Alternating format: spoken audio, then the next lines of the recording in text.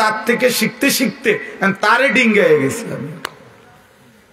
আমি তো তারে ডিঙ্গে হয়ে গেছি। আমি তো শয়তান এখন, আর আমারে আর ওয়াসওয়াসা দিবে কিন্তু। নাইলে একজন মুসলমান, একজন মুমিন আল্লাহ এবং তার রাসূল এত বেশি পরিমাণ রমজানের মর্যাদা ফজিলত এত বলছে, এত বলছে, এত বলছে, এত কিছু বলার পরেও যার বিবেকে একটু নড়াচড়া করে না, শয়তান আর কেউ হইতে পারে না। ওইটাই শয়তান বড়। হ্যাঁ, আল্লাহ নবী সাল্লাল্লাহু আলাইহি ওয়াসাল্লাম বলেন, কুল্লু আমালি ইবনে আদামা লাহু ইল্লা সিয়াম। এক বান্দার তার সমস্ত আমল তার নিজের জন্য, নিজের আখিরাতের জন্য, কিন্তু আল্লাহ তাআলা বলে আমার বান্দার রোজা এটা ব্যতিক্রম। قال الله عز وجل فإن الصوم لي وأنا أجزي به। আমার বান্দার রোজা রাখছে শুধুই আমার জন্য, আমি নিজেই তার প্রতিদান দেব। ডান কাদের ফেরেশতাকে যেন আল্লাহ বলে, ফেরেশতা পুরা রমজান আমার বান্দার নেকি তুমি লিখবা না, আমি লিখবো, আমি লিখবো, আমি লিখবো, আমি দেব বান্দার নেকি। এজন্য বাপ রমজানকে কেমনে কাটাবেন, রমজানের ফজিলত, রমজানের বৈশিষ্ট্য, রমজানের জন্য প্রস্তুতি মুমিনের আলাদা হওয়া উচিত। যাদের কলিজায় আখিরাত আছে, যাদের ফিকিরে আছে জান্নাতে যাওয়ার, যারা কবরের আযাব থেকে বাঁচতে চায়, যারা জাহান্নামের আগুন থেকে বাঁচতে চায় বাপ, তাদের জন্য রমজান ভিন্ন কিছু। রমজান মানে আলাদা মাস, রমজান মানে আখিরাতের মাস, রমজান ফিকিরের মাস, মেহনতের মাস, রাত্রি জাগার মাস। রমজান মাসে দিনের বেলা রোজা রাখবে, রাত্রি বেলা রাত্রি জেগে তারাবি পড়বে। আল্লাহ তাআলা এমন ভাবে সাজাইছেন যে বান্দা 30টা দিন তুমি কষ্ট মুজাহাদা পরিশ্রম করে আমার রমজানটাকে কদর করো, 30 দিন পরে আমি আল্লাহ তোমাকে মুত্তাকি বানিয়ে জান্নাতি বানিয়ে দেব, জান্নাতি বানিয়ে দেব। এই জন্য আমরা মাহে রমজানের প্রস্তুতি, আমরা যেন রমজানে রাত্রি জাগতে পারি, আমরা যেন রমজানে রোজা রাখতে পারি, আমরা যেন রমজানে নিজেকে প্রস্তুত নিতে পারি। এই জন্য আল্লাহ তাআলা 15 দিন আগেই আল্লাহ তাআলা যেন আরেকটা প্র্যাকটিক্যাল আমার মধ্যে যেন হিম্মত, আমার মধ্যে যেন রোজার শক্তি, আমার ভিতরে যেন রমজানকে পালন করার মজবুত হিম্মত আসে। এই জন্য আল্লাহ তাআলা রমজানের 15 দিন আগে লাইলাতুন নিসফে মিন শাবান এই রাত্রিটিকেও আল্লাহ দান করেছেন। বলছেন বান্দা শবে বরাত নামের এই লাইলাতুন নিসফে মিন শাবান এই রাত্রিটিতে সারা রাত আল্লাহর বন্দিগিতে জেগে থাকো, পরের দিন রোজা রাখো, এই হিম্মত নিয়া রমজানের মধ্যে আগে বাড়ো, আগে বাড়ো। এটা একটা প্রস্তুতি নাও, এটা একটা প্রশিক্ষণ নাও, প্রশিক্ষণ নাও। সেই রাত আমাদের সামনে শবে বরাত, লাইলাতুন নিসফে মিন শাবান, অত্যন্ত মহিমান্বিত মর্যাদাপূর্ণ একটি রাত শবে বরাত, যেটা আমরা শব্দটা তো জানি, কিন্তু আমরা যথাযথ বন্দিগি করতে জানি না। শবে বরাত এটা আল্লাহ তাআলা আমাদের প্রিয় নবী সাল্লাল্লাহু আলাইহি ওয়াসাল্লামের মাধ্যমে আল্লাহ তাআলা আমাদের জন্য দান করেছেন। হাদিসের মধ্যে আছে হযরত মুআজ ইবনে জাবাল রাদিয়াল্লাহু তাআলা আনহু, সহিহ ইবনে হিব্বান সহ কিতাবে আছে, এবং মুহাদ্দিসিনে কেরামের বিশ্লেষণে, সব ঘরানার মুহাদ্দিসিন ওনাদের বিশ্লেষণে এই হাদিসটি সহিহ হাদিস। হযরত মুআজ ইবনে জাবাল থেকে বর্ণিত, তিনি বলেন আল্লাহর নবী সাল্লাল্লাহু আলাইহি ওয়াসাল্লাম বলেছেন, ইয়াত্তালিউল্লাহু তাআলা ইলা খালকিহি ফি লাইলাতিন নিসফি মিন শাবান ফায়াগফিরু লিজামিই খালকিহি ইল্লা লিমুশরিকিন আও মুশাহিন। নবী সাল্লাল্লাহু আলাইহি সাল্লাম বলেন, যখনই মধ্য শাবান, শাবানের মধ্য রাত্রি আসে, অর্থাৎ এই শবে বরাত আসে, তো আল্লাহ তাআলা কুদরতি ভাবে একদম বান্দার কাছে প্রথম আসমানেই আগমন করেন, এবং আল্লাহ তাআলা এই রাত্রিতে সেই সন্ধ্যা থেকে ফজর পর্যন্ত রাতভর বান্দা আল্লাহর কাছে তওবা করে, ইস্তিগফার করে, দোয়া করে, কান্নাকাটি করে, বারবার নিজের গুনাহ মাফ চায়, আল্লাহর কাছে চোখের পানি ফেলে, তো আল্লাহ তাআলা তার কোটি কোটি বান্দাকে সারা রাত ভর মাফ করতে থাকে। ইল্লা লিমুশরিকিন আও মুশাহিন, কিন্তু কোন মুশরিককে, শিরিককারীকে মাফ করে না, কোন হিংসুক বিদ্বেষকারীকে আল্লাহ মাফ করে না। তাইলে প্রিয় ভাই বাবা, আপনাদের জন্য এটা গুরুত্বপূর্ণ, এটা বোঝা উচিত। খুব ব্যাখ্যা আমি করতে চাই না, ছোট্ট ভাবে প্রথম এই শবে বরাতের কথাটা এটা বলতে চাই যে শবে বরাত এটা ফার্সি শব্দ। সব অর্থ রাত, বারাত অর্থ মুক্তি, মুক্তির রাত। এই রাত্রে যেহেতু আল্লাহ তাআলা গুনাহ মাফ করে জাহান্নাম থেকে মুক্তি দেয়, এজন্য এটাকে শবে বরাত আমাদের এই হিন্দুস্তান, এই উপমহাদেশে এটাকে বলে। আর হাদিসের ভাষায় লাইলাতুন নিসফে মিন শাবান, শাবান মাসের অর্ধরাত, মধ্যরাত, মানে মাঝামাঝি অবস্থানে। এইটা আগামীকাল সন্ধ্যায়, অর্থাৎ আরবি চাঁদের কারণে চাঁদের হিসাবে দিন শুরু হয় একটা পূর্ণাঙ্গ সন্ধ্যা থেকে। ইংরেজিতে যেমন রাত্র 12টার পরে AM শুরু হয়, মানে দিন শুরু হয় পরের দিনের, কিন্তু আপনার আরবিতে সন্ধ্যা থেকে শুরু হয়। সূর্য ডুবলেই নতুন দিন শুরু হয়, নতুন তারিখ শুরু হয়। তো আগামীকাল, আজকে তো সন্ধ্যা থেকে 14 তারিখ, তা আগামীকাল যখন সূর্য ডুববে তখনই 15 তারিখ, তখনই 15 তারিখ।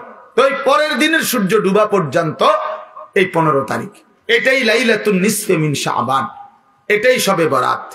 তাহলে এই শবে বরাত রাসূলুল্লাহ সাল্লাল্লাহু আলাইহি ওয়াসাল্লামের হাদিস দ্বারা প্রমাণিত, যে রাসূলুল্লাহ সাল্লাল্লাহু আলাইহি ওয়াসাল্লাম এটার ফজিলত বলছেন যে আল্লাহ তাআলা এই রাত্রে অগণিত বান্দাকে, তওবাকারী, ইস্তিগফারকারীকে আল্লাহ মাফ করে থাকেন। অতএব এটা প্রমাণিত। এখন প্রশ্ন হইল আমাদের করণীয় কি? আমি সংক্ষেপে শুধু এটা শেষ করতে চাই।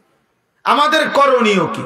আমাদের করণীয় হলো এই রাত্রি জেগে ইবাদত করা, ইহয়াউল লাইল, রাত্রিটাকে জীবিত করা ইবাদতের মাধ্যমে।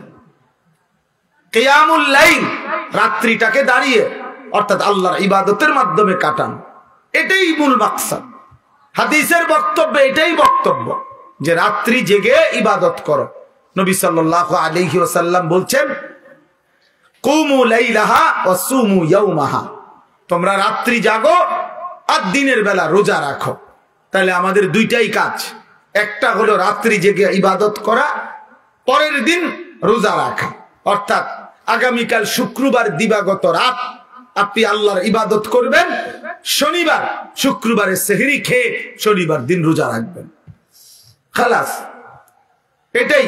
তাহলে আল্লাহ তাআলা শবে বরাত আমাদের জন্য দিয়েছেন, রাসূলুল্লাহ সাল্লাল্লাহু আলাইহি ওয়াসাল্লাম শুনিয়েছেন ইবাদত করতে, ইবাদতের রাত, ইবাদতের রাত। আর নফল ইবাদতের ক্ষেত্রে বান্দার কাছে কোরআন সুন্নাহর এটাই বক্তব্য, এটা কোনো ফরজ ইবাদত না, এটা ওয়াজিব ইবাদত না, এটা নফল ইবাদত। শবে বরাত কি ইবাদত বলেন? সবাই বলেন কি ইবাদত? আর নফল ইবাদতের মধ্যে একাকিত্ব, এটাই কাম্য, এটাই কোরআন সুন্নাহর ভাষ্য, যে একাকী, প্রত্যেকেই মুস্তাকিল নফল ইবাদত নিজের মতো করে নিজের জন্য করবে, নিজের জন্য করবে। আমি আর আপনি সমান না। আমি আমার বয়স হিসাবে আমি 40 রাকাত নামাজ পড়তে পারি, আপনি পারবেন? তেলাওয়াত করে ফেলেছি। হযরত উসমান রাদিয়াল্লাহু তাআলা আনহুর মতো সাহাবী এক রাকাতে পুরা মুকাম্মাল কোরআনুল কারীম এক খতম দাঁড়ায়া পড়ে ফেলছে রাত্রিবেলা। তাইলে নফল আমল সবার কি বরাবর? কথা বলেন না কেন? তাইলে আল্লাহর নবী সাল্লাল্লাহু আলাইহি সাল্লাম, ওনার স্ত্রী আম্মা জান আয়েশা, নবীজির বিবি, উনি বর্ণনা করছেন আল্লাহর নবী সাল্লাল্লাহু আলাইহি সাল্লাম কানা রাসূলুল্লাহ সাল্লাল্লাহু আলাইহি ওয়াসাল্লাম ইউসাল্লি বিল লাইল, রাত্রিবেলা নবীজি নামাজ পড়তেছিলেন। ফাআতালা সুজুদ, সিজদাটা লম্বা করলেন, লম্বা একটা সিজদা দিলেন। হাত্তা জানান্তু আন্নাহু কাদ কুবিজা, হযরত আয়েশা নিজে বলতেছেন, আমি ভাবলাম এত লম্বা সিজদা না জানি নবীজি ইন্তেকাল করলেন কিনা, আর তো মাথায় উঠায় না, কখন সিজদা দিলেন, আহারে মাথায় তো তুলতেছে না। হযরত আয়েশা রাদিয়াল্লাহু তাআলা আনহা বলেন, আমি তখন নবীজি সাল্লাল্লাহু আলাইহি সাল্লামের পায়ের তালুতে পিছনে আঙ্গুল দিয়া স্পর্শ করলাম, মানে চাইলাম আর বাইচা আছে কিনা। আল্লাহ নবী সাল্লাল্লাহু আলাইহি সাল্লাম একটু পরে যখন নামাজের সালাম ফিরাইলেন, তো নবীজি জিজ্ঞেস করলেন, আয়েশা তুমি কি ভেবেছ আমি তোমার উপরে কোনো জুলুম করেছি? অর্থাৎ তোমার সাথে না থেকে রাত্রিটা আল্লাহর ইবাদতে কাটায় দিছি, এতে কষ্ট পাইলা তুমি? হযরত আয়েশা বলেন, ইয়া রাসূলুল্লাহ, না, আমি কষ্টের কারণে বলি নাই। আমি মূলত ভেবেছিলাম এত লম্বা সেজদা দিছেন, না জানি আপনার ইন্তেকাল হয়েছে কিনা, এই জন্য আমার ভয় লাগছে দেখে আমি আঙ্গুলটা স্পর্শ করছি। আমার চাহিদার জন্য না, আমি আপনার পেরেশানিতে করছি। তো আল্লাহর নবী সাল্লাল্লাহু আলাইহি ওয়াসাল্লাম বললেন, আয়েশা তুমি কি জানো আজকের রাত কোন রাত? তখন হযরত আয়েশা বললেন, জানি না ইয়া রাসূলুল্লাহ, আপনি জানেন, আপনি বলেন। তো আল্লাহর নবী সাল্লাল্লাহু আলাইহি ওয়াসাল্লাম বলেন, এই আজকের রাত্রি হচ্ছে লাইলাতুন নিসফে মিন শাবান, এটাই শবে বরাত, এটা শাবানের মধ্যরাত। এই রাত্রিতে আল্লাহ তাআলা যত লোক আল্লাহর কাছে গুনাহ মাফ চায়, তওবা করে, আল্লাহ তাদেরকে মাফ করে থাকে। যত লোক আল্লাহর কাছে দয়া ভিক্ষা করে, তো আল্লাহ তাআলা তাদের উপরে দয়া করে। তাইলে আল্লাহর নবী সাল্লাল্লাহু আলাইহি সাল্লাম এত লম্বা সেজদা দিবেন যে নবীর বিবি উনি পর্যন্ত ভয় পাচ্ছিলেন যে ইন্তেকাল করলেন কিনা। তাইলে নফল ইবাদত একটা লক্ষণীয় কথা বোঝেন। শুনতেছেন আপনারা? আরে ভাই বুঝতেছেন আপনারা? আপনার ইনসাফে কি বলে যে আমার বিবি, আমি নামাজ পড়তেছি, আজকের রাত্রি এত গুরুত্বপূর্ণ, কিন্তু উনি ওনার বিবিকেও অর্থাৎ এতটা আলাদা যে একত্রে না, তুমিও বসো, তুমি আমরা দুজন মিল্লা গড়ি ধরো, তুমিও 15 মিনিট সেজদা দিবা, আমিও 15 মিনিট সেজদা দিব, তুমিও আধা ঘন্টা লাগাইয়া নামাজ পড়বা, আমিও আধা ঘন্টা লাগাই পড়ব, এরকম কথা বলছেন এখানে। তাইলে বোঝা গেল নফল ইবাদত প্রত্যেকের শরীর স্বাস্থ্য সামর্থ্য অনুপাতে প্রত্যেকের জন্য আলাদা আলাদা। প্রত্যেকের জন্য কি বলেন না, আলাদা আলাদা আলাদা আলাদা আলাদা আলাদা। তাইলে শবে বরাত হাদিস দ্বারা প্রমাণিত। কি দ্বারা প্রমাণিত? উলামায়ে কেরাম, আসলাফ, পূর্বপুরুষদের, মনীষীদের, বুজুর্গদের কথার আলোকেও শবে বরাত প্রমাণিত। এই রাত্রি ইবাদতের রাত, এটা প্রমাণিত কথা। এই রাত্রির কথা আল্লাহর নবী সাল্লাল্লাহু আলাইহি সাল্লামের হাদিসের মধ্যে আছে, এবং 8 জন সাহাবী এই মুআজ ইবনে জাবালের এই হাদিসটা, আরে ভাইয়া কথা বলো না, বাপ কথা বলো না, রাস্তায় কথা বলতেছো কারা? আহারে বাবা, একটু পরে আসো, এক ঘোষণা দিবে, সোজা হইয়া বসতে বলবে সবাই, ভাইয়া একটু পরে বলবে, কিছুক্ষণ আর একটু ধৈর্য ধরো ভাইয়া, আর কষ্ট হইতেছে ছেলেদের, এই এক্ষুনি বলবে ইনশাল্লাহ, কিছুক্ষণ পরেই বলবে, সিরিয়াল ধরে বসেন, মূল পর্ব শুরু হবে। আহা, আফসোস আফসোস আফসোস জিন্দিগি, আফসোস এই জিন্দিগি, যে জিন্দিগি কোনো ফিকির নাই। মুসলমানের সন্তান আমরা, প্রিয় ছেলেরা, বাবা, কোনো খাবারই শেষ সমাধান না, সেটা বিরিয়ানি হোক আর আরো ভালো কিছু হোক, সব কিছুরই গন্তব্য বাথরুম। না, এটাই তো সত্য। সেটা আরো দামি হোক কিছু খাবার, কিন্তু গন্তব্য তো বাথরুম। এছাড়া আর কি? তাহলে এক মানুষের জিন্দিগির টার্গেট যদি হয় বিরিয়ানি, তো এই বিরিয়ানির পরিণতি যেহেতু টয়লেট শেষ ঠিকানা, তো তোমার জিন্দিগির টার্গেটও টয়লেটে। বাথরুম ছাড়া আর কি? টয়লেট ছাড়া আর কি? খাবে, ঘুমাবে, পেশাব করবে, বাথরুম টয়লেট সারবে, আর মাঝখানে টাইম যৌন চাহিদা পূরণ করবে, খালাস, এতটুকুই জিন্দিগি। এবার কেউ যদি, আমি সবসময় বলি, প্রতিদিন বলি এ কথা, যে জীবন শুধু এটাই বুঝছে, জীবন মানে খাবার, পেশাব পায়খানা, ঘুম আর যৌন চাহিদা, লজ্জাস্থানের চাহিদা পূরণ, এতটুকুই যে জীবন বুঝছে যে এটাই আমার জীবন, এই জীবন জানোয়ারের জীবন। এই জীবন কি জানো? এই জীবন কুকুরের জীবন, কুত্তার জীবন। কারণ ওই কুকুরও খায়, ঘুমায়, পেশাব পায়খানা করে, কুকুরেরও যৌন চাহিদা পূরণ হয়। এই জন্য কুকুরেরও বাচ্চা কাচ্চা হয়।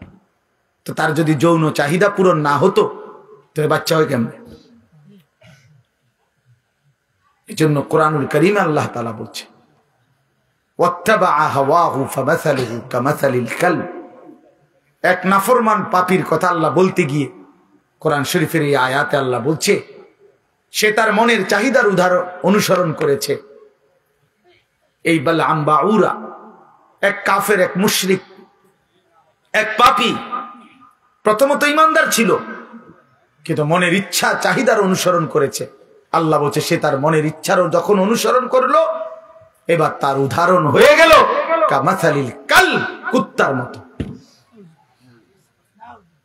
কোরআন শরীফের আয়াত। লোকটা ইমানদার ছিল কিনা? ইমানদার ছিল, শতভাগ খাঁটি ইমানদার ছিল। যেদিন সম্পদের লোভে নিজের মনের চাহিদা মতো অনুসরণ করেছে, আল্লাহ তখন বলছে তার উদাহরণ কুত্তার মতো হয়ে গেছে, কামাসালিল কালব। এই জন্য প্রিয় বন্ধু মনে রাখো, প্রতিদিন আমি এটা বলি, ছেলেরা বাবা তোমার পরিচয় তুমি মিলায় নিও, আমার দরকার নেই, আমার এত সময়ও নাই। তোমার পরিচয় তুমি মিলাও, আমার পরিচয় আমি মিলাই। প্রত্যেকেই হিসাব লাগাও, হ্যাঁ নিজেরে নিজে হিসাব করো। তুমি চালাক না বেওকুফ, তোমার বিবেককে তুমি প্রশ্ন করো। আল্লাহ তাআলা কোরআনুল কারীমে বলছেন, যে মানুষটা মনের ইচ্ছা মতো চলে তার জীবন কুত্তার জীবন, কামাসালিল কালব, কুত্তার জিন্দেগি। এই জন্য আমি সব সময় বলি, যে কপালে সেজদা নাই, ওই বেনামাজি যেগুলো, এগুলোর জিন্দেগি কুত্তার জিন্দেগি, কুকুরের জিন্দেগি। এই জন্য নওজোয়ান ছেলেরা মনে রাখো, তোমাদের যাদের কপালে সেজদা নাই, তোমার জীবন কুত্তার জীবন। খাও, বিরিয়ানি খাও, খিচুড়ি খাও, কোনো অসুবিধা নাই। অসুবিধা কি? যার যার বাড়িতে টয়লেট তো আছেই, খাইবা না? বাথরুম তো আছেই, ভাত খাও। যা মুখে অর্জন করলা তা বাথরুমে ক্লিয়ার করে দিলে, খালাস। তো আর অর্জন করি জীবনের, এ তো গেল গাই। এই জন্য আমরা এটা বোঝা উচিত, আমাদের এটা ফিকির থাকতে হবে। আমরা মুসলমান, মুসলমানের 10 বছরের বাচ্চাও দামি, মুসলমানের 6 বছরের বাচ্চাও দামি, মুসলমানের 60 বছরের বুড়া মানুষও দামি, মুসলমানের 1 সেকেন্ড দামি, মুসলমানের 1 মুহূর্ত দামি। আমার প্রতি মিনিটের হিসাব হয়, আমার প্রতি মুহূর্তের হিসাব হয়, আমার প্রতিটা নিঃশ্বাসের হিসাব হয়। তাহলে আমার আবার অবসর কোথায়? আমার আবার ছুটি কোথায়? আজকে আমার মাদ্রাসা বন্ধ হয়েছে, আমি লম্বা বয়ান করছি ছাত্রদেরকে, 450 ছেলে ছুটি দিছি সকালবেলা। তা আমি এটা বলছি, বাবা আমাদের কোনো ছুটি নাই, জিসকি সবক ইয়াদ হই উসকি ছুটি না মিলি। আমাদের বুজুর্গরা এটা বলে, যারা আখিরাতের সবক মুখস্থ হইছে, যে কলিজার মধ্যে এটা মুখস্থ হইছে যে আমারে মরতে হবে, আমারে জান্নাতে যাইতে হবে, আমারে কবরের আযাব থেকে মুক্তি পেতে হবে, জাহান্নামের আযাব থেকে মুক্তি পেতে হবে, তার আবার ছুটি কিসের? আমি ছুটি কাটাইলে হবে না, আমারে বাড়িতে থাকলেও ফজরের নামাজ পড়তে হবে, মাদ্রাসায় থাকলেও পড়তে হবে, বাজারে থাকলেও পড়তে হবে, বিমানে থাকলেও পড়তে হবে। আমার আবার ছুটি কি? আমার কোনো শুক্রবার নাই, আমার কোনো 21শে ফেব্রুয়ারি নাই, আমার কোনো 16ই ডিসেম্বর নাই, আমার কোনো 26শে মার্চ নাই, আমার কোনো ছুটি নাই। আমার প্রতিদিনই ডিউটি, আমার নামাজ প্রতিদিনই, আমি হালাল পথে চলতে হবে প্রতিদিনই, আমার চরিত্র হেফাজত করতে হবে প্রতিদিনই। কারণ আমার কলিজার মধ্যে এটা বুঝে আইছে যে আমার আখিরাত আছে, আমার পরকাল আছে, আমাকে মরতেই হবে। অতএব জিসকি সবক ইয়াদ হই উসকি ছুটি না মিলি।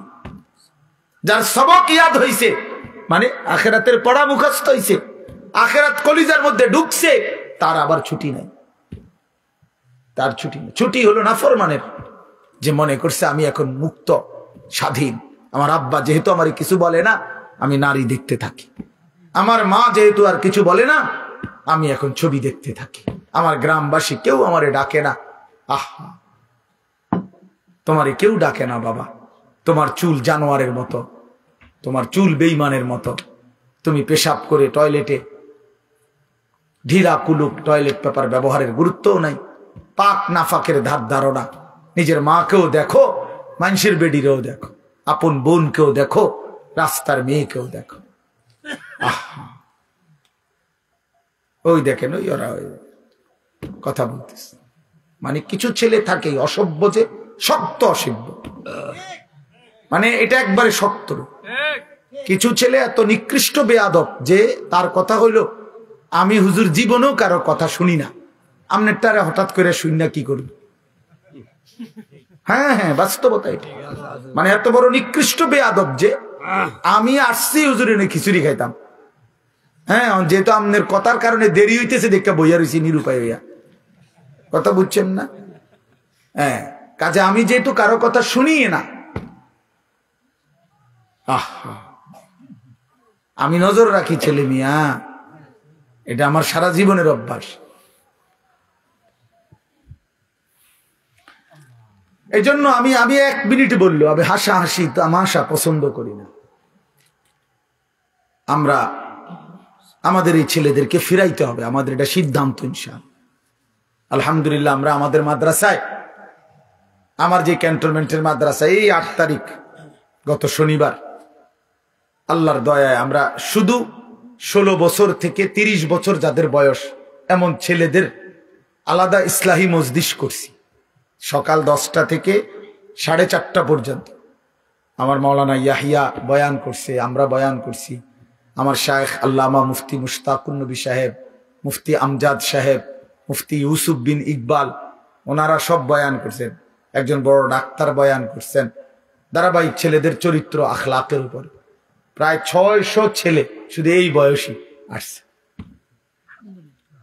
আলহামদুলিল্লাহ। শুধু নওজোয়ান, ওদের সাথে একসাথে বসে মোবাইল চায়, খালাস, বরাবর সওয়া সওয়া বরাবর। যার কারণে বাপেও বুঝে আমার সন্তানের ডাক দিয়ে লাভ হইতো না, আমি ডাক দেব কেন? সেই হিম্মত তো থাকতে হবে, সেই সাহস তো থাকতে হবে। কলিজার ভিতরে আখিরাতের ফিকির যার আছে, যে পরকালকে বিশ্বাস করে, কবরকে বিশ্বাস করে, তার চোখের পানি পড়ার কথা, সে চিৎকার করার কথা যে তুমি আমার সন্তান বাবা, তুমি যদি জাহান্নামী হও, আমি বাপ এটা কেমনে সইব, কেমনে সইব আমি? আমার ছেলে হইয়া যদি মুসলমানের ঘরে জন্ম নিয়া যদি আমার ছেলে কোনোদিন ফজরের নামাজ না পড়ে, আমার এই জিন্দিগির অর্থ কি? আর আমার ফুতের জিন্দিগির অর্থ কি? আমি কিসের বাপ, আমার ফুতে কিসের মুসলমান? কি ও মিয়া, কার ঘর এটা? যে ঘরে সবাই নামাজ না পড়ে ঘুমায়, এ ঘর তো নাফরমানের ঘর, এ তো সাপ বিচ্ছুর ঘর, এ তো কুকুর বিড়ালের ঘর, জন্তু জানোয়ারের ঘর। আল্লাহর নবী বলছে যে ঘরে আল্লাহর জিকির নাই, খোদার কসম নবী বলছে ওইটা কাল বাইতিল খারিব, ওইটা সারা বাড়ি, আলগা বাড়ির মতো, যে বাড়িতে মানুষ থাকে না, কুত্তা থাকে, বিলাই থাকে, সাপ থাকে, বিচ্ছু থাকে, কেচ্ছা থাকে, বেটা মানুষ থাকে না, মানুষ থাকে না। বেডিও বেফরদা, বেড়াও বেফরদা, মাও নামাজ নাই, বাপেরও নামাজ নাই, জিরো নামাজ নাই, ফুতের বউরও পর্দা নাই, ফুতেরও পর্দা নাই। মা কি করে? সবাই খায়, ঘুমায়, পেশাব পায়খানা করে, যার মতো। ফুতের চুল ফুতের মতো, বাপের চুল বাপের মতো, জির বোরকা জির মতো, মার বোরকা মার মতো। তো এটা পরিবার হইলো কেমনে মিয়া? কথা বোঝেন না? এটা পরিবার হইলো? এটা একটা ফ্যামিলি হইলো কি? আমি, আমার বউ, আমার 4টা ছেলে, সবাই যদি আলগা আলগা হয় তো আমার এটা ফ্যামিলি কই? কথা বলে না কেন? আমার চুল একরকম, আমার ফুতের চুল আর একরকম, মার বোরকা কালো, জির বোরকা রঙ্গিলা, তো এটা ফ্যামিলি হইলো কেমনে? কার লগে কার মিল? এটা তো কোনো পরিবার নয়, এটা তো ব্যাচেলার, এটা তো সব ব্যাচেলার না, এগুলা এটা তো মনে হয় হোস্টেলে না থাকে এক একজন। আপনারা ভাবেন, আর কত বছর বলবো আপনাদেরকে বলেন? কত বছর আর বলবো? এই জিন্দিগিও তো ক্লান্ত হয়ে গেছে। এই জন্য বাপ, ছেলেরা বাবা কেন নষ্ট হয়ে যাচ্ছ বলো বাবা? কেন নামাজ পড়ছো না বাবা? আল্লাহর সাথে আল্লাহ কে তোমাকে ইজ্জত করে? চলো, আমি তো এখনো বলছি নবীনগর, আমি বলছি একটা নাফরমান ছেলে, আসো এখন আসো তুমি, চলো তোমার লগে আমরা দুইজন একসাথে কোম্পানিগঞ্জ হাঁটি কালকে, দেখি তুমি দেখো মানুষ কারে ইজ্জত করে আর কারে বেইজ্জতি করে। তুমি চলো, আমার বাদ দাও, একজন মাদ্রাসার তালিবে এলেম, ঠিক আছে আমার ওয়াজ অনেক মোবাইলে আছে, আমার মানুষে সিনে, ঠিক আছে বাদ দাও, আমার বাদ দাও। আমি একজন তালিবে এলেম দেই, একজন মাদ্রাসার ছাত্র দেই যে নামাজ পড়ে, অথবা মাদ্রাসার ছাত্র বাদ দাও, এলাকার যেই ছেলেটা নামাজ পড়ে, স্কুলের হোক, আরে আর তোমার মতো যারা নামাজ পড়ো না, নাফরমান, একসাথে হাঁটো, চলো, দেখো মানুষ কাকে সম্মান করে। মানে একটু একটু করে চোখ মেলে। উনি বলছেন কিতাবে লিখছে যে শুকর এরকম আস্তে আস্তে চোখ মেলে কেন? একটু একটু করে শুকর বারবার বলে এই চোখ মেলবার সময়, আল্লাহ আমারে কোনো বেনামাজি, কোনো নাফরমান যেন আমার চোখে না পড়ে, এই জন্য আস্তে আস্তে চোখ মেলে। আপনার কোন নাফরমান বেঈমান যেন আমার নজরে প্রথমেই না পড়ে, এই জন্য সে আস্তে আস্তে চোখ মেলে। আমি হুজুরের বয়ানে শুনছি তোমাকে শুকুরে ঘৃণা করে, কুকুরে ঘৃণা করে। তাহলে বলো বাবা, নেন নেন পানির জগ নেন, এটা নেন। তাহলে এই জন্য বাপ কেন নামাজ পড়ো না? কারো কাছ থেকে ইজ্জত পাইছো? একটা ছেলে বলো যে হুজুর আমি নামাজ না পড়ার কারণে আমারে মানুষ অনেক সম্মান করছে? কেউ পাইছো কিনা একটা ইজ্জত? তাহলে এটা কি ধরনের জীবন তুমি বুঝো না? আমরা বুঝি না আমার ঘরে মানুষ মহব্বত করে না করে না, এটা আমি বুঝি না? কথা কও না দুলা, আমি এটা বুঝি কিনা? তুমি বুঝো কিনা? তো মানুষের অনুভব হয় না যে আমার তো একটা বুঝ আছে যে মানুষ আমারে ভালোবাসে কিনা, ঠিক কিনা বলেন না কেন? আমারে এই হাজি সাহেব যদি মহব্বত না করতো তো আমি প্রতি বছর আইলাম কেন? 50,000 টাকার জন্য নাকি 1 লাখ টাকার জন্য? এখানে আমি মেয়ে বিয়ে দিছি এখানে মিয়া, তাইলে ভালোবাসার জন্য, আল্লাহর জন্য, মহব্বতের জন্য। তাহলে বুঝা গেল তোমরা ছেলেরা বাবা, আমি রাত হয়েছে এই জন্য দেরি করতে চাই না, তোমরা একটা ছেলে হইলো ভাইবো, তুমি ইনসাফের সাথে তোমারে মানুষ ভালোবাসে কিনা, এই সমাজের মানুষ তোমার দিকে তাকাইলে কি মনে করে তুমি বুঝো না? তুমি বুঝো না ভাইয়া? কি পাইছো নামাজ না পড়ে? নারী দেখতে দেখতে, উলঙ্গ ছবি দেখতে দেখতে অর্জনটা কি? অর্জনটা কি? কিচ্ছু না, ধোকা, ধোকা খাইছো। এজন্য আগামীকাল রাত আমি অনুরোধ করলাম, আগামীকাল শবে বরাতের রাতে আলাদা আলাদা, শবে বরাত উৎসব না, শবে বরাত অনুষ্ঠান না, শবে বরাত বিরিয়ানি না, শবে বরাত খিচুড়ি না, শবে বরাত জিলাফি না, শবে বরাত ইবাদত। কথা বলেন কি? সবাই বলেন কি? এটা ইবাদত বেটা, ইবাদতের জন্য, এটা নফল বন্দেগীর জন্য। প্রত্যেক বছর আপনারে এশার নামাজের পরে 2 ঘন্টা প্রতি বছর শবে বরাতে আপনারে 2 ঘন্টা দইরা একবারে লাফাইয়া আপনারে ওয়াজ করে সুর দিয়া, কোন বছর আপনারে প্রত্যেক বছরে ওয়াজে কইতে বিড়া? আমার কথাটা বুঝছেন নি? আপনি এটা বুঝছেন না? তাতে এটা না বুঝার কি আছে? বলেন চাচা, এটা না বুঝার কি আছে? সহজ কথা যে সন্ধ্যা থেকে নিয়ে ফজর পর্যন্ত আপনি আল্লাহর ইবাদত করবেন, ঠিক আছে না কথা?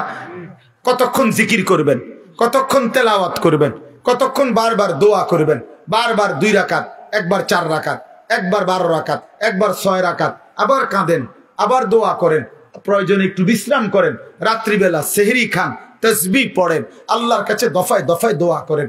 বান্দা, নবীজি বলছে উম্মত দোয়া করে কখনো ক্লান্ত হইও না। দোয়া করতে করতে যা কইছি হুজুর একবারে লম্বা করে বিস্তারিত সব কইয়া লইছি আল্লাহরে, না না, আল্লাহ বলছে বান্দা বারবার বলো, বারবার বলো, বারবার বলো, বারবার বলো, তুমি বলবা যতবার আমি শুনবো ততবার, আমি শুনবো ততবার, তুমি বলতে থাকো, তুমি বলতে থাকো। ফাওয়াল্লাহি লা ইয়ামাল্লাল্লাহু হাত্তা তামাল্লু, আল্লাহর নবী বলেন, বুখারীর হাদিস, আল্লাহর কসম উম্মত তোমরা চাইতে চাইতে ক্লান্ত হয়ে পড়বা, আল্লাহ দিতে দিতে ক্লান্ত হবে না। আল্লাহ ক্লান্ত হয় না। তুমি বলতে থাকো।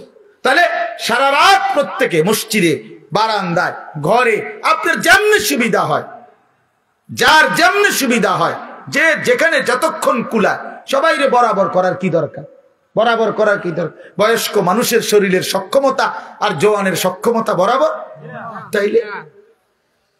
তাইলে এই জন্য আপনাদের ছেলেরা তোমাদের কাছে বাবা অনুরোধ করছে, সবাই না বুঝলে অসুবিধা নাই, একজন যদি বুঝো তো তোমার জন্য আমি বললাম, নিজের ফিকির করো বাবা, গুনাহ থেকে ছাড়ো বাপ। জীবনটা সুন্দর না করলে আমরা মরেই যাব, এটাই সত্য। কত কিশোর, কত নওজোয়ান বাবা কবরে চলে গেছে বাপ। তুমি নিশ্চিত তোমার এই জওয়ানি থাকবে না। 3 অবস্থা হবে, হয় তুমি বৃদ্ধ হয়ে যাইবা, নয়তো রোগ, কোনো বড় সড়ো কোনো রোগ আইসা তোমারে দুর্বল করে দিবে, আর নয়তো মৃত্যু এসে তোমারে থামাই দিবে। তুমি এক অবস্থার উপরে 30 বছর থাকবা না, তুমি এক অবস্থার উপরে 20 বছর থাকবা না বন্ধু। হয় রোগ আক্রান্ত হয়ে যাইবা, নয়তো বৃদ্ধ হয়ে যাইবা, আর নয়তো কবরে চলে যাইবা।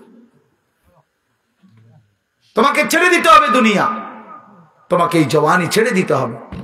এই জন্য আমি অনুরোধ করছি, প্রত্যেকটা নওজোয়ান আগামীকালকে রাত্রে জাগার সিদ্ধান্ত নাও। বলো ইনশাআল্লাহ। তোমার মতো করে দিনে প্রয়োজনে একটু ঘুমায় নাও, দিনের বেলা জোহরের পরে, আসরের আগে একটু বিশ্রাম করে নাও, কোনো অসুবিধা নাই। রাত্রি যাতে জাগা যায়, মানে রাত্রি একটু বেশি জাগবার আশায় দিনে একটু বিশ্রাম করে নেয়। মানুষ বড় পরিশ্রম করার আগের থেকে তো প্রস্তুতি নিয়ে নেয়। সেনাবাহিনীওয়ালারা বলে আর্মির ট্রেনিং এর মধ্যে কঠিন প্রশিক্ষণ, সহজ যুদ্ধ। কঠিন প্রশিক্ষণ, যুদ্ধ সহজ। তাইলে একটু প্রস্তুতি নিয়ে রাত্রি জাগার জন্য যদি আমরা চেষ্টা করি, আর বারবার দোয়া, ইস্তিগফার, কান্নাকাটি, গুনাহ মাফ চাই, তো আল্লাহ তাআলা ভীষণ খুশি হবে, ভীষণ খুশি হবে। পরের দিন রোজা রাখলে, রোজা তো আলহামদুলিল্লাহ প্রত্যেক আরবি চাঁদের 13, 14, 15 আল্লাহ নবী সাল্লাল্লাহু আলাইহি সাল্লাম রোজা রাখতেন। এই আজকে বৃহস্পতি, শুক্র, শনি, আলহামদুলিল্লাহ আমরা আজকে রোজা রাখছি।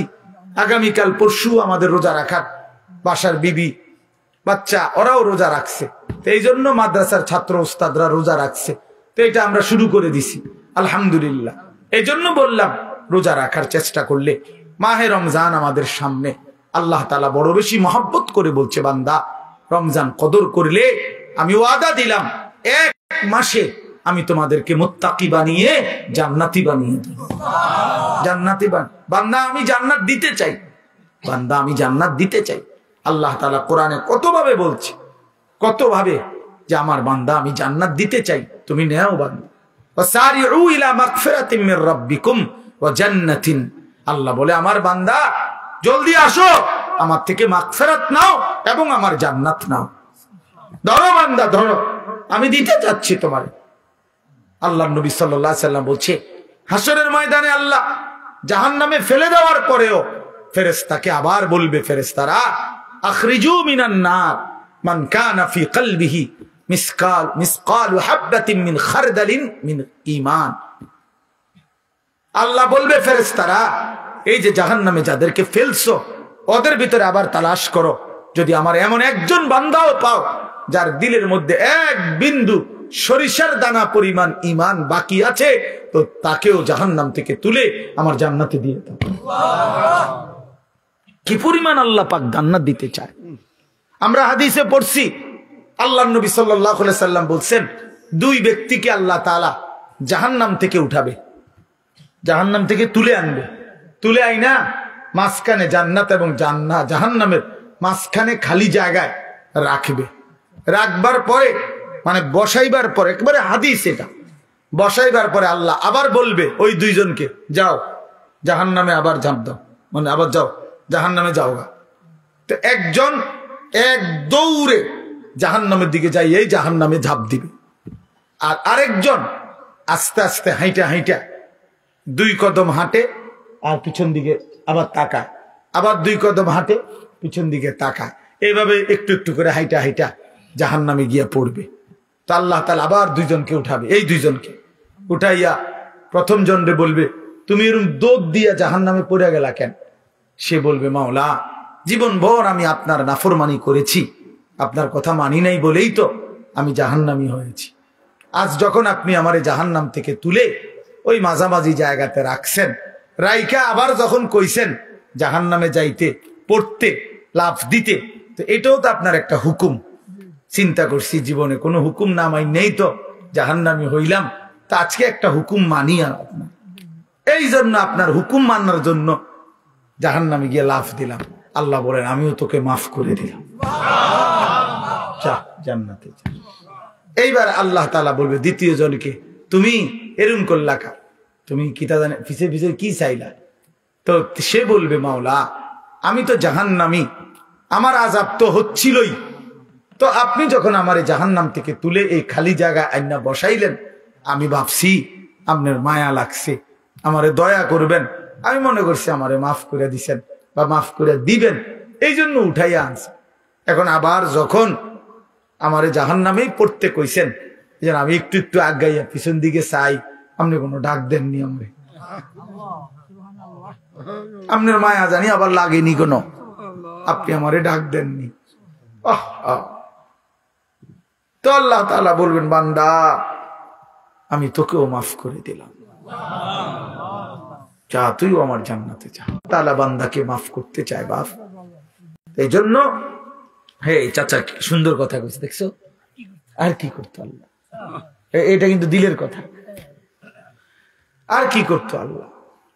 প্রিয় নওজওয়ান, আমরা মুসলমান, আমরা মুমিন, আমাদেরকে আল্লাহ জান্নাত দিতে চায়, মাফ করতে চায়, জাহান্নাম দিতে চায় না। আমাদের নবী সাল্লাল্লাহু আলাইহি সাল্লাম বলছেন উম্মত আমি তোমাদেরকে জাহান্নাম থেকে কিভাবে বাঁচাইতে চাই। নবীজি একটা উদাহরণ দিছে, ওয়া আনা আখিযুন বিহুজাজিকুম। আপনার দিকে আসেন একটু আজ্ঞা, এনে বসেন না, আজ্ঞায় বসেন।